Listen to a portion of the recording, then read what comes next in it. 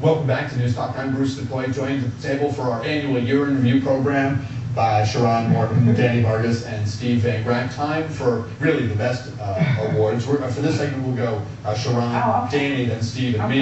And we begin Hero of the Year. Who was your Hero of the Year, well, Sharon? Hero of the Year was a Dr. Victoria Hale. She started the very first non-profit One World Health, which is basically a drug company, a U.S. drug company that comes up with therapies and drugs to help combat malaria, TB, and all kinds of other diseases in third world countries. And so she's saving millions and millions of lives, particularly women and children's lives, at hardly any cost. No other American drug companies would do this. She took this on single-handedly. She's saving millions of lives. She's definitely my hero. Danny? I'll do a bit of a cop-out, but if it's good enough for Time Magazine, I'll do the same. My hero of the year is a U.S. serviceman and woman out there serving our country and keeping our society free in some of the most inhospitable places on the planet, and in many cases serving 3 or 4 tours in places like Iraq and Afghanistan. John Mason would be proud. I chose who Sharon chose for the comeback person of the year, Al Gore. I think the Nobel Peace Prize is a magnificent award, and he's very deserving. Yeah. My hero of the year was Liviu Librescu, the professor at Virginia Tech University, who barricaded the door to his classroom while the gunman was on his rampage to buy time for his students to climb out the window. Many survived because of his selfless act. This man, 67, who survived the Holocaust, died in the shooting. Goat of the year, Sharon. Goat of the year is the same goat of the year I had last year, President Bush. Why? Because the man has made everyone hate America. He's turned everyone against us. He refuses to acknowledge that we should have been out of Iraq. He's taking care of all the people and the families in other countries, in Iraq in particular, and there's so many millions of Americans that need that same help, that same money. He's, again, vetoed the health, and I could go on and on. Danny, goat of the year. My goat of the year is actually the people that are helping to have people hate America, and those people that hate America, and so it's a tie. It's Hugo Chavez in Venezuela and Mahmoud Ahmadinejad in Iran. Those are my goats of the year. With points for the pronunciation. Very good.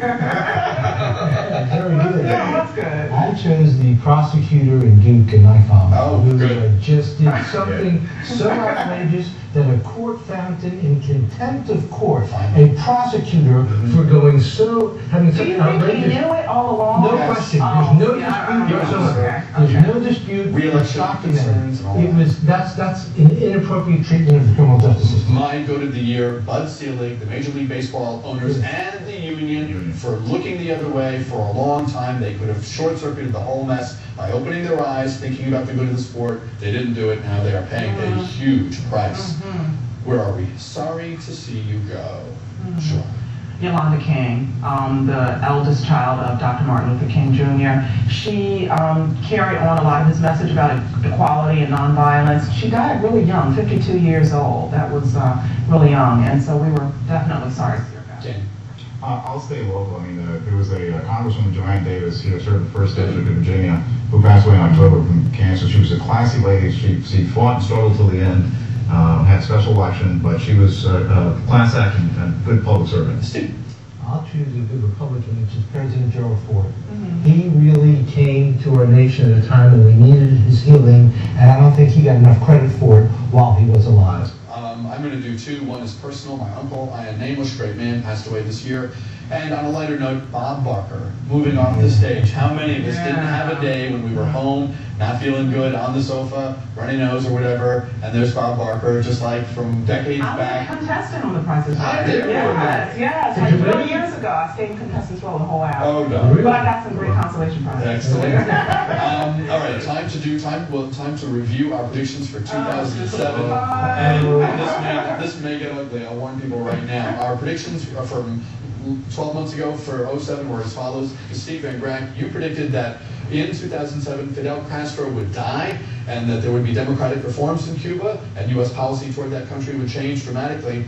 Wrong. You were making the right time, but it may be for 2008 or 2009. I missed it last year. Oh, look at my prediction. Sharon's prediction for 2007. I have to admit, you were off in terms of your timing. Right, but you guys made fun of me, remember? Of course we did. Senator, that's what we do. Senator Hillary Clinton will win the Democratic presidential nomination and ask Barack Obama to be your running mate. That second part is not happening. Okay, but still, I was close. And they haven't even voted yet. But still, Yeah, I was close. John Mason is no longer able to do news talk, as we said, because of his new job. Last year, he predicted, and you guys are going to have to help me decipher this. We're going to take an extra minute, by the way. I just warned everyone, we're going to take an extra minute. He said, something will happen in Iraq, perhaps involving a spurt on the front end. Steve, can you help with that?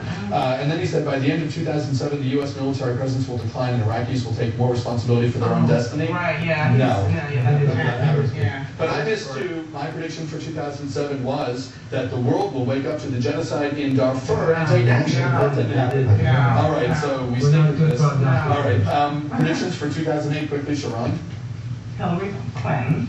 Oh, you're recycling? Now this time I'm changing around. Obama will win the Democratic nod and ask Hillary to be his running mate. That's what I'm saying this year. You're sticking with it, I'm Danny? sticking with it. I would say that Senator Clinton, the nominee for the Democratic Party, will lose to the Republican nominee, and the Republican nominee will win with over 300 electoral votes. Wow. Going against the tide. I know. The Democrats will capture the White House in November of 2008. There's no question about it. Whether it be Obama or Clinton or Edward or Richardson, this country is ready to turn. There will be a Democratic That's White right. House. You'll get that right. You're tired of going out and living.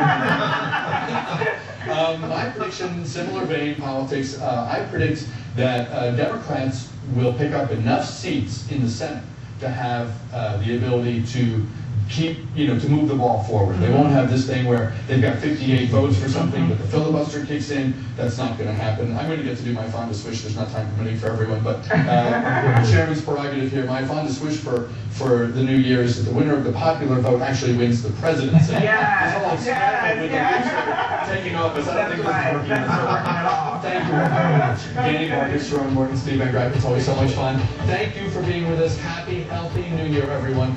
For all of us here at Channel 8, Channel 7, Politico, happy, safe New Year. We'll see you.